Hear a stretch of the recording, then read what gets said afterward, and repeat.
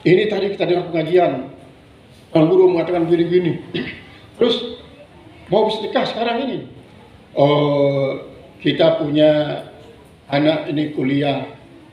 Lebih baik kita berikan impak pada anak ini untuk jadi bayar kuliahnya, beli itu dan ini. Terus sampai kalau begitu sekian kita sedekahkannya. Terus disebut oleh istrinya. Ini akhirnya sampai habis. Itu harta tidak ada yang dibawa sedekah, semuanya diberikan kepada. Nah ini dikatakan apa? Dikatakan itu sebagai penghalang. Katakan istrinya sebagai setan yang paling kuat. Karena orang bisa saja terhalang oleh setan yang tidak kelihatan, bisa dilawan. Tapi ketika istrinya yang menghalangi, tidak bisa dia melawan kepada istrinya. Akhirnya apa? Akhirnya tidak jadi bisa sedekah. Dengan alasan istrinya memang sangat logis. Sangat-sangat logis. Padahal dalam kenyataannya tidak seperti apa yang dikatakan oleh istrinya. Itu termasuk penghalang antara seorang itu dengan kebaikannya. Bisa saja terjadi semacam itu. Fa'ammal hukmu 'alal 'ain, maka adapun hukum atas mata, kal hukmi seperti hukum dalilan bi anna sibyana minhum. Masalan ini insyaallah. Masalan seumpamanya bi anna sabyana bin sibyana, dengan bahwasanya anak-anak minhum dari kalangan mereka. Ahadza maznunun, maka ini adalah suatu persangkaan dan perkiraan. Walaysa bimustaikanin, bukan sesuatu yang diyakini. Wal itla'u alaih, dan melihat atas itu tahqiqan fi alamin nubuwati, yaitu sebagai pembuktian pada alam kenabian. Wa yab'udu antartaki, dan sangat jauh bahwa kau bisa naik ilahi kepadanya, bahwa fa'ilnya rutbatul. Wa yab'udu antartaki ilahi rutbatul auliya, dan sangat jauh bahwa bisa meningkat kepadanya oleh rutbatul auliya, tingkat kewalian, wal ulama dan keulamaan. Kalau ada sebagai halangan-halangan yang bisa menghalanginya. Wal akhbaru, dan hadis-hadis fi haqqi sibyan, pada hak anak-anak kecil itu, aidan muta'aridatun, satu dari yang lainnya seolah-olah berlawanan. Arti berlawannya apa? Ada yang mengatakan anak kecil, anak siapapun, anak orang Islam, anak orang kafir akan masuk surga. Yang lain mengatakan anak orang Islam akan ikut bapak dan ibunya yang Islam, anak orang kafir akan ikut bapak dan ibunya yang kafir. Nah, ini kan termasuk ta'arud. Hatta qalat Aisyah, sehingga berkata Aisyah radhiyallahu anha, mudah-mudahan Allah ridha daripadanya, lamma mata ba'du sibyan, manakala meninggal sebagian daripada anak-anak para sahabat yang dilihat oleh Aisyah. Apa kata Aisyah? Uspurun min asapiril jannah, kutilang. Uspur hanya burung kutilang. Memang uspur ini dipakai oleh orang Arab bukan saja untuk menyebut nama burung, nama tanaman, nama tumbuhan juga disebut sebagiannya uspur. Uspurun min asapiril jannah, seekor burung kutilang daripada kutilang-kutilang surga. Angkara zalika Rasulullah, mengingkari oleh Rasulullah hal itu. Nah ini kan apa yang dikatakan oleh Aisyah yang mengatakan anak-anak kecil meninggal ini bagikan burung-burung kutilang yang berterbangan di surga. Rasulullah menganggap tidak, katanya tidak. Waqala wa ma yudriki, siapa yang ngasih tahu Aisyah? Siapa yang kau tahu? Yang ngasih tahu mengatakan bahwa uspurun min asabiril jannah itu siapa yang ngasih tahu kau? Aidan al-iskalu wal istibahu. Kalau begitu ada kerumitan, kemuskilan, ada ketersamaran, kemutasabihatan. Aglabu fi hadzal maqam. Ini sangat dominan pada maqam semacam ini. Artinya apa? Artinya kita tidak cukup dengan apa yang diungkapkan oleh beliau ini saja tentang hakikat daripada si gila, anak-anak kecil dan lain sebagainya. Ketika di hari kiamat nanti. Nah nanti di belakang ini akan dibicarakan agak panjang. Ar-rutbatur rabi'ah, tingkatan yang keempat. Rutbatul faizin, kalau tadi itulah rutbatul najin. Rutbatul faizin itulah tingkatan orang-orang yang menang. Siapa mereka? Wa humul arifuna, yaitu mereka adalah orang-orang arif, dunal mukallidin, bukan orang-orang yang bertaklid.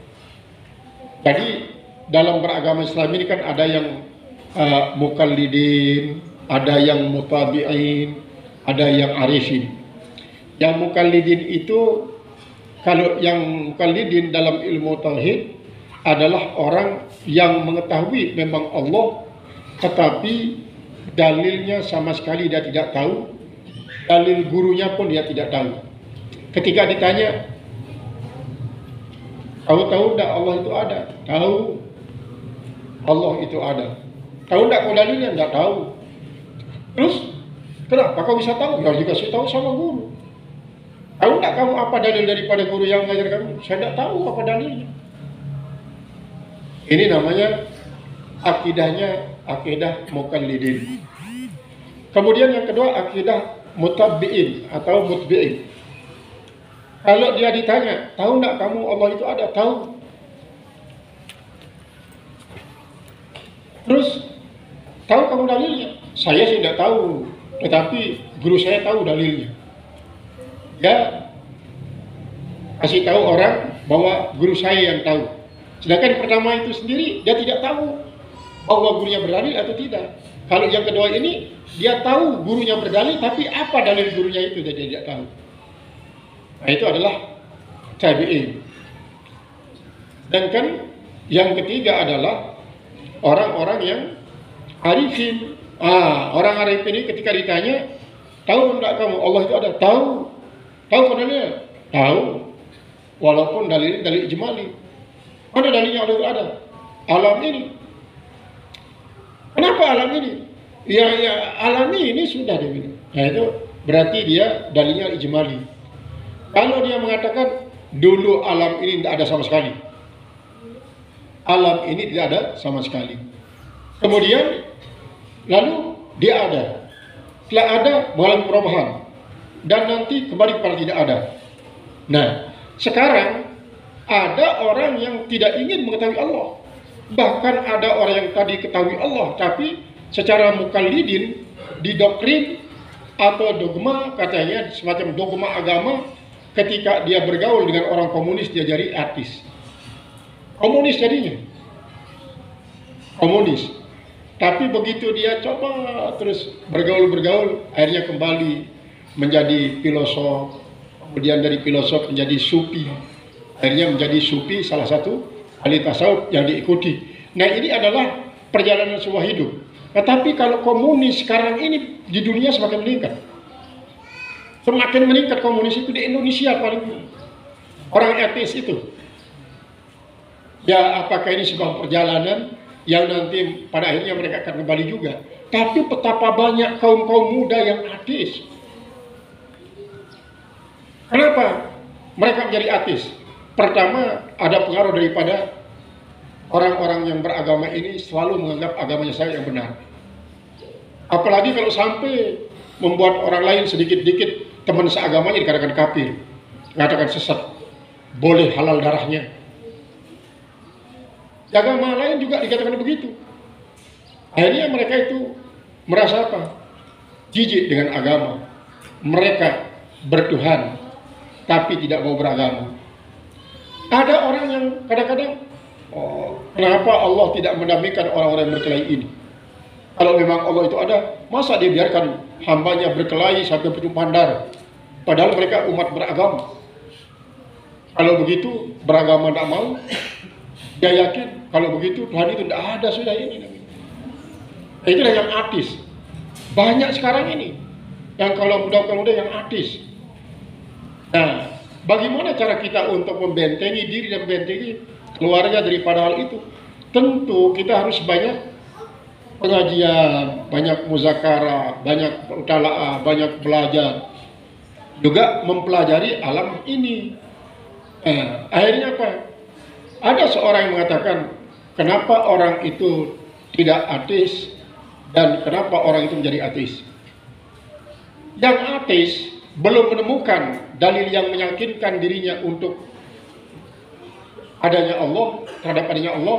Sedangkan orang yang tidak ateis itu tidak menemukan dalil akan tidak adanya Allah. Itu katanya. Jadi orang yang ateis belum menemukan dalil yang membuat dia yakin tentang adanya Allah. Sedangkan orang yang tidak ateis itu tidak menemukan dalil tentang tidak adanya Allah. Sebab apa? Setiap yang ada ini pasti ada yang bikin. Tapi kalau orang ateis ini memang ada yang bikinnya. Yang bikinnya itu apa? Proses dan sistem. Bukan personil katanya. Bukan personil. Ini kata daripada orang ateis. Jadi itulah yang harus difilter oleh para arifin. Kalau para arifin ini dia tidak hanya yakin tentang Allah itu ada, tapi juga dia yakin tentang dalil adanya Allah. Jadi meyakini dalil ini akan membuat kita memiliki tingkat ketauhidan kita akan lebih tinggi. Misalnya ada orang misalnya Allah pokoknya saya sudah hakul yakin dia bilang, tapi tak punya dalil, bukan jadi orang arifin. Oleh orang itu hakul yakin, tapi belum jadi arifin. Nah, kecuali kearifinan yang membuat dia menjadi panah, bahwa sehingga segala sesuatu ini hakikatnya tidak ada, yang ada secara hakiki adalah Allah. Sementara yang lain ini adalah majazi, sebagai cerminan adanya Allah. Semua yang ada ini ayat Allah, tanda-tanda keberadaan Allah Subhanahu wa taala. Qala al-musannif rahimahullah taala, fa innal muqallida wa hum al-muqarrabun as-sabiqun. Mereka yaitu orang-orang arifun maksudnya. Dunal muqallidin itu humul muqarrabun al-sabiqun, adalah orang-orang muqarrabun yang dekat-dekat, yang unggul, yang termasuk as-sabiqun al-awwalun. Fa innal muqallida, dan semuanya orang-orang yang bertaklid, wa in kana lahu fawzun, sekalipun ada baginya kemenangan, alal jumlati secara menyeluruh, bimaqamin fil jannati, dengan adanya tempat di dalam surga, bahwa min ashabil yamin, maka dia termasuk daripada ashabul yamin, yaitu orang-orang yang pihak kanan. Wa ulai, dan mereka itu humul muqarrabun, adalah orang-orang yang dekat. Wa ma yalqa haulai, dan apa yang menjumpai oleh mereka itu, yujawidu haddal bayan, melewati akan batas-batas penjelasan. Nah, makin gini. Ini kita tuh buku.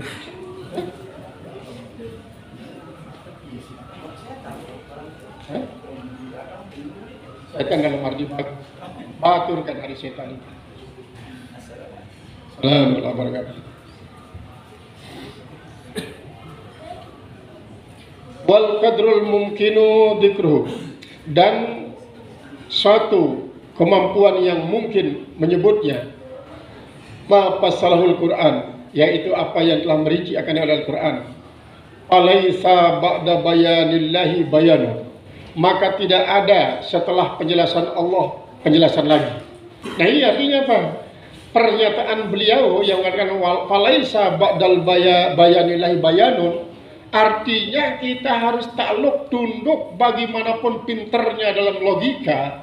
Mantek kita sudah sampai langit misalnya, sains kita sudah melingkupi alam semesta untuk kita jadikan sebagai dalil lalu kita jelaskan, maka jangan sampai melawan apa yang dijelaskan oleh Allah. Kalau kita tanya siapa? Kalau kita tanya misalnya para sufi-sufi yang tadi katakan nyentrik itu, oh saya punya dalil dan saya juga ayat Al-Quran kan ya, tapi dengan pemahaman yang berbeda. Sama dalil yang dipakai oleh mereka dengan yang kita pakai. Kalau kita katakan berarti Anda ini menafsirkan Madra'i, bukan. Ini saya meresi secara sanad yang musalsal dari guru-guru saya, bahkan sampai Rasulullah katanya. Itu kata mereka. Jadi mereka juga mengatakan kami tidak menafsirkan dengan pendapat kami sendiri, tetapi kami juga dari guru-guru kami. Sebagaimana Anda mendapatkan, tapi pendapatan Anda itu secara syar'i, kata mereka, kalau kami itu secara hakiki. Kalau kita coba memaksakan untuk menemukan syar'i dengan hakiki, tidak bisa katanya. Padahal yang sesungguhnya adalah kita mencari hakiki itu seperti tadi. Kita sampai kepada tarekat melalui syariat, kita sampai kepada hakikat melalui tarekat, kita sampai kepada marifat melalui hakikat. Kita sampai kepada fana apabila sudah marifat kita tinggi. Kita termasuk menganut falaisa ba'da bayanillahi bayanu. Tidak ada lagi setelah penjelasan Allah itu penjelasan yang lain. Kalaupun ada, bisa saja dia namanya penjelasan manusia kan, tidak sama dengan penjelasan Allah. Walladzi la yumkinu ta'biru anhu, dan sesuatu yang tidak mungkin ucapkan daripadanya fi hadal alam, pada alam ini, fawalladzi ajmalahu, yang telah diungkapkan secara umum qaulul ta'ala, firman Allah Subhanahu wa taala, fala ta'lamu nafsun ma ukhfiya lahum, maka tidaklah mengetahui oleh setiap orang apa yang disembunyikan bagi mereka min qurrati ayunin, daripada ketenangan mata. Artinya apa? Ini sudah membatasi bahwa manusia itu tidak akan mungkin mengetahui segalanya. Coba saja, para ahli tasawuf modern tidak mengakui adanya langit seperti yang kita akui. Yang ada menurut mereka adalah kesadaran, bukan langit seperti yang didogmakan oleh ajaran agama Islam kata mereka. Surga dan neraka itu tidak ada di luar angkasa ini, kata mereka. Bagaimana mungkin ada neraka kalau ada surga seluas langit dan bumi? Jadi di mana akan ditempatkan neraka itu kalau langit bumi sudah memenuhi? Artinya surga itu sudah memenuhi areal. Tidak ada lagi kan areal katanya. Lalu neraka di mana? Tidak punya tempat. Kalau begitu tidak ada neraka, kata mereka. Surga nggak ada. Yang ada surga itu pada diri kita. Nah, ini adalah merupakan salah satu daripada pemahaman Al-Quran yang menurut aliran semacam itu bertentangan dengan apa yang dibahas oleh para ulama-ulama tafsir al-mu'tabarah. Tapi kalau kita mengatakan begitu di hadapan mereka, tetap dia mengatakan mereka kan masih tingkat syariat. Sementara kita sudah di hakikat. Tidak bisa dipertemukan syariat dan hakikat, kata mereka. Wa qaulu azza wa jalla, dan firman Allah Subhanahu wa taala dalam hadis qudsi ini. Apa katanya? A'dadtu li ibadiyas salihin, aku telah menyiapkan bagi hamba-hambaku yang soleh, ma la ainun ra'at, apa yang tidak pernah mata memandang, wala udhunun sami'at, dan tidak pernah telinga mendengar, wala khatar ala qalbi wasyarin, dan tak pernah terlintas dalam hati manusia. Jadi kalau begitu kata mereka, bahwa hakikat surga itu bukan indahnya pemandangan alam, bukan merdunya suara musik, bukan halusinasi yang dihayalkan, kata mereka. Hakikat surga, kalau begitu hakikat surga itu apa? Bukan seperti yang digambarkan tajri min tahtihal anhar, kata mereka. Ini ayat, kata mereka, turun di Madinah di saat tidak ada sungai seperti sungai Nil, tidak ada. Tidak ada kebun, tidak ada ini dan ini, kata mereka. Jadi justru dengan hadis qudsi ini, kalau kita semakin membuat kita yakin bahwa bagaimanapun kita memandang keindahan alam tidak akan mungkin bisa menyamai keindahan surga. Bagaimanapun kita menikmati merdunya suara musik, suara gambus dan lain sebagainya, tidak akan mungkin akan bisa menyamai suara-suara gambus yang ada di dalam surga. Bagaimanapun kita bisa menghayalkan sesuatu yang indah-indah dalam hayalan, tidak mungkin akan bisa menghayalkan apa dalam surga. Sehingga pada hakikatnya surga itu akan kita ketahui nanti di dalam surga itu sendiri. Ini adalah dari segi surga secara fisikalnya, secara fisiknya. Bagaimana nanti kita lihat kata daripada Rabi'ah Adawiyah. Al-Musannif rahimahullah ta'ala, wal arifuna matlabuhum, sedangkan orang-orang yang arif tuntutan mereka tilkal halah, yaitu keadaan allati la yatasawwar, yang tidak pernah tergambar. Antaktura ala kalbi basari, tidak akan pernah, apa yang tidak bisa tergambar itu tidak akan pernah terlintas dalam hati manusia. Fiadal alam, di alam ini. Tidak bisa kita bayangkan selama kita masih di alam ini. Wa ammal hur wal kusuru, dan adapun para bidadari dan maliga-ligai, wal fakihah dan buah-buahan, wal laban dan air susu, wal asal dan madu, wal khamr dan khamr, wal hulliyu dan perhiasan-perhiasan, wal asawir dan gelang-gelang, seperti yang kita minta dalam doa tarawih itu. Ibu-ibu kan kalau para imam mengatakan wa min hurin mutazawwijin, ibu-ibu juga hamil. Padahal bidadari itu perempuan. Masa jeruk makan jeruk katanya. Oleh sebab itu mutazawwijin bukan berarti bersuami istri, tetapi berpasang-pasangan. Nanti ibu-ibu akan berpasangan dengan para bidadari yang diberikan sebagai ganjaran daripada amaliah ibu-ibu, tetapi semuanya itu adalah untuk suaminya, untuk para suami. Berpasangan bukan bersuami istri. Maka kalau dia berkelamin perempuan, bagi laki-laki berarti semua istri. Tapi kalau berkelamin perempuan, bagi para perempuan adalah sebagai madunya, teman hidupnya, tapi tetap manusia sebagai istri di dunia ini merupakan permaisuri. Sedangkan para bidadari itu adalah para selir-selir yang menjadi apa? Membuat ramai suasana di dalam halakah surgawi. Qala al-musannif rahimahullah ta'ala, fa innahum, maka sesungguhnya para arifin, maksudnya la yahrusuna 'alaiha, tidak loba atas itu yang disebut-sebut tadi. Walau Tuhan, sekalipun mereka diberikan akan dia, diberikan bidadari, diberikan malige, diberikan buah-buahan, diberikan susu, kemudian diberikan madu, diberikan khamr, diberikan juga perhiasan, diberikan, yaitu la yakna'u biha, tidak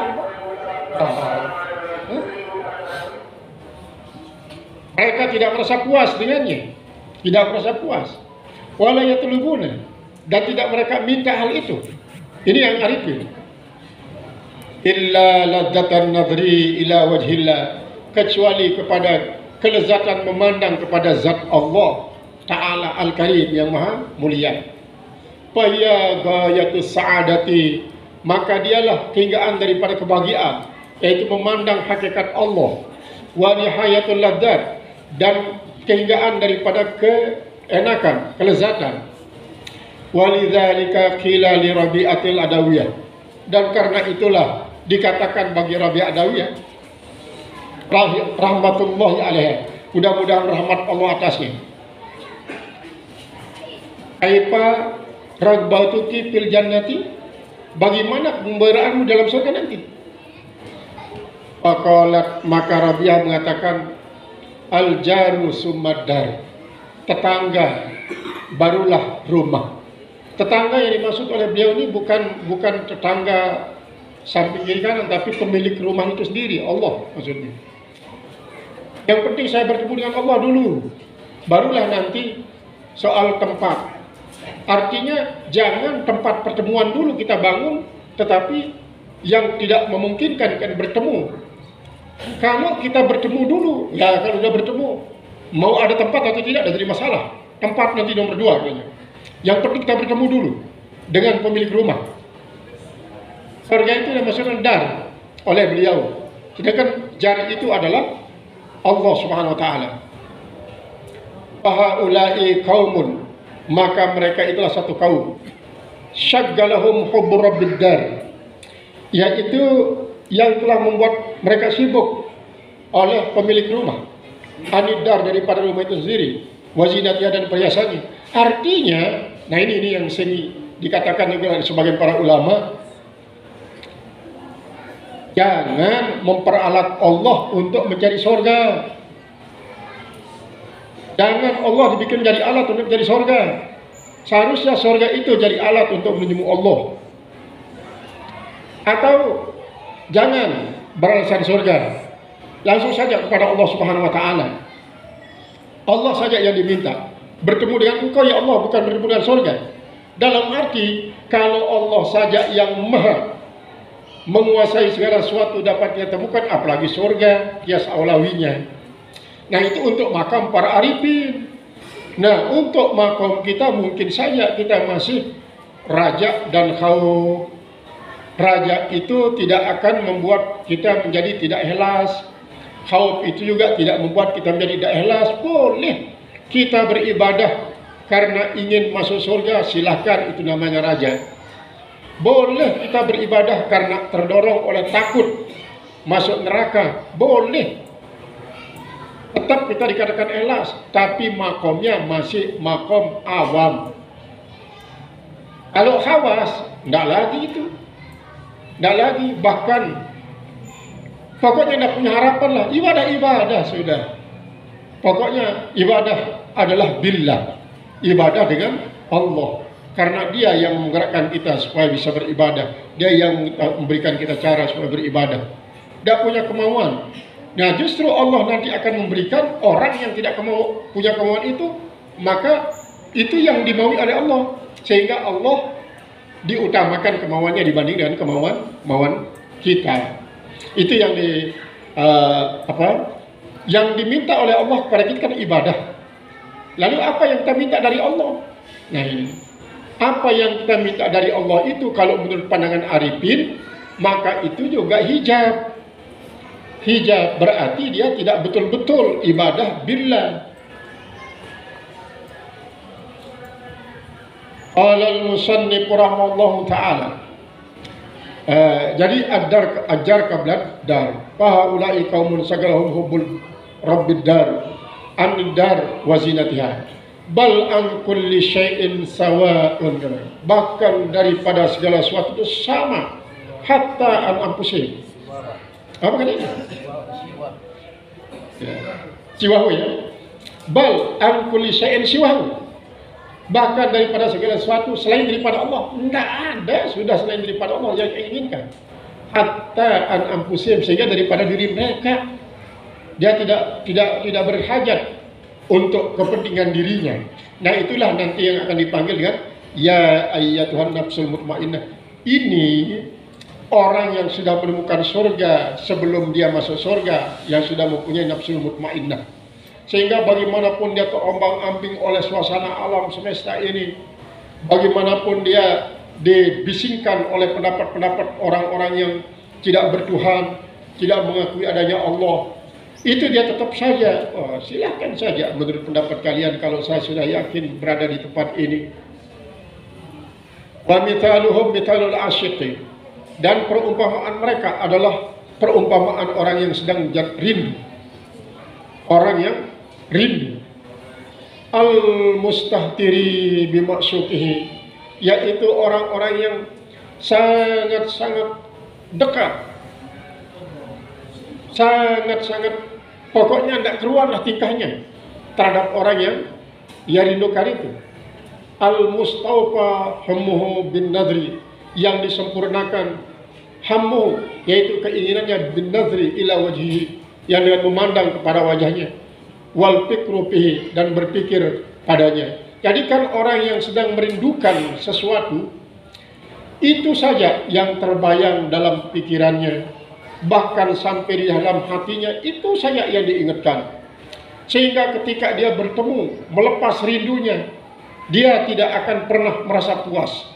Dia terus merasakan kerinduan itu sebagai salah satu yang membuat dia menjadi panah, lebur dalam hakikat iradah ilahiyah, masyiatul ilahiyah.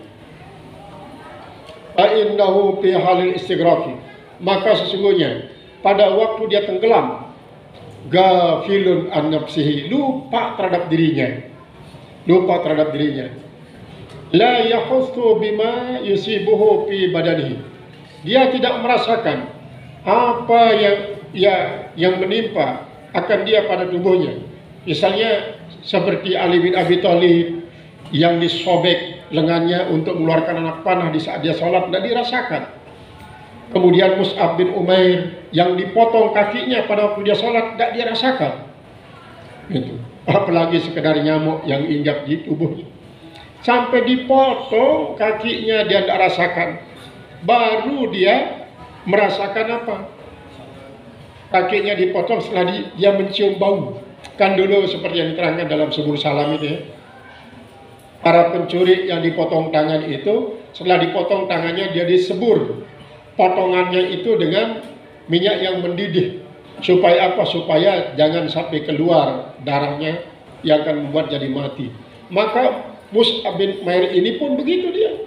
Dia baru tahu bahwa dipotong kakinya setelah dia mencium. Justru yang membuat dia terpesona adalah ciuman itu. Di bawah apa? Ini kan? Kok harum baunya?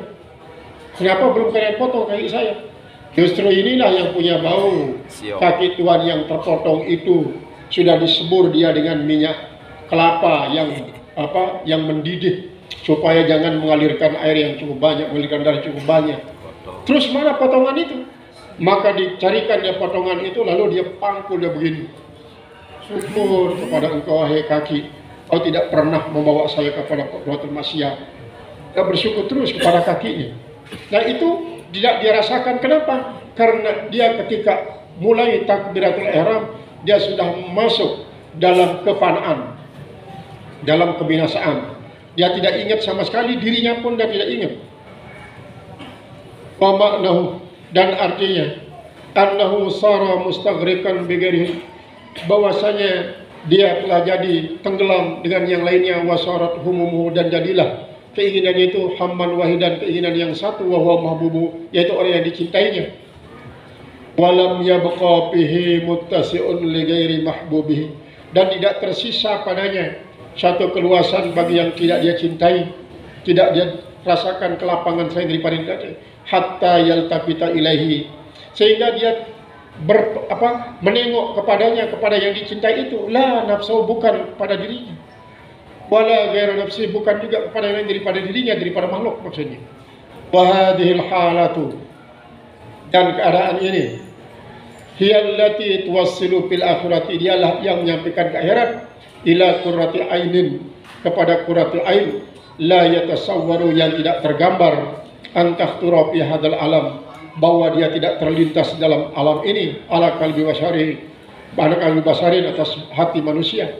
Kama la yatasawwaru, sebagaimana tidak tergambar, antahtura suratul alwan, bahwa tidak tergambar rupa daripada warna, wal alhan, dan keindahan, kemerduan daripada suara, ala kalbil asam, atas hati orang yang tuli, wal akmah, dan orang buta. Artinya orang yang buta tidak bisa menikmati betapa indahnya warna dan bentuk, sedangkan orang-orang tuli tidak bisa mendengarkan merdunya suara gemerisik musik.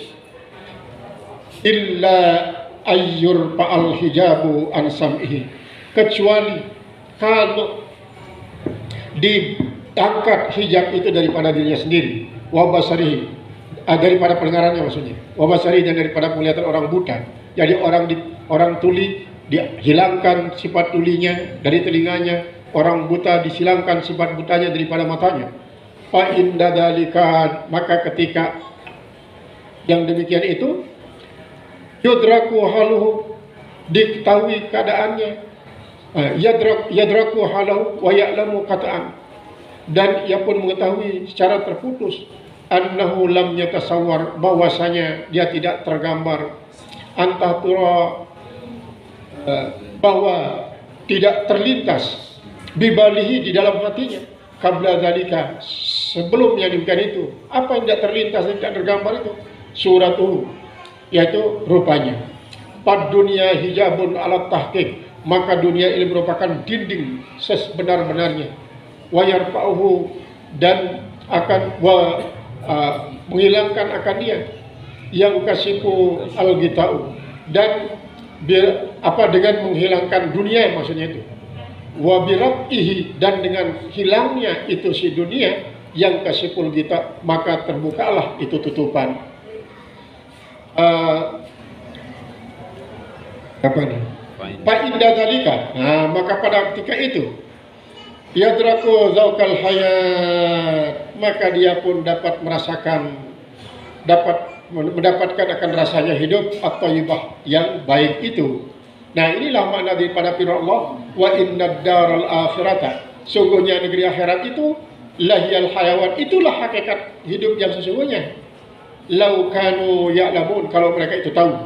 Jadi seperti yang digambarkan tentang akhirat panjang lebar sebelumnya kan, gambarkan bahwa digambarkan seperti orang yang tidur, digambarkan seperti orang yang itu dan ini, sehingga memang kita tidak akan mengetahui hakikat daripada akhirat itu sebelum kita meninggalkan dunia ini. Nah, kalau orang tasawuf mengatakan kalau kita masih menganggap dunia ini ada, maka kita tidak akan pernah meyakini akhirat itu ada. Barulah kita meyakini akhirat itu betul-betul ada apabila kita menganggap bahwa bahwa dunia ini adalah tidak ada secara hakiki. Kalau begitu, keadaan yang hakiki adalah akhirat. Kalau begitu, akhirat itu sama dengan Allah. Nah, terus terjadi pertanyaan-pertanyaan semacam itu. Maka mereka mengatakan itu sudah Allah, akhirat itu, kata mereka. Ini satu yang bahaya. Kemudian fahadzal qadru, maka ukuran ini kafin fi bayani tawazzu'il darajati, maka ukuran ini sudah cukup pada menjelaskan bagian-bagian daripada tingkat-tingkatan alal hasanat atas kebaikan. Wallahu muwaffiqu bilutfihi, dan Allah lah yang dapat berikan petunjuk dengan kelembutannya. Nah, ini tentang martabat yang keempat ya. Nanti berarti akan dijelaskan lagi di sini nanti dengan bayaru ma ta'zimu bihi al sagairu minaz dzunub wallahu a'lam bissawab. Jadi mudah-mudahan kita diberikan oleh Allah Subhanahu wa taala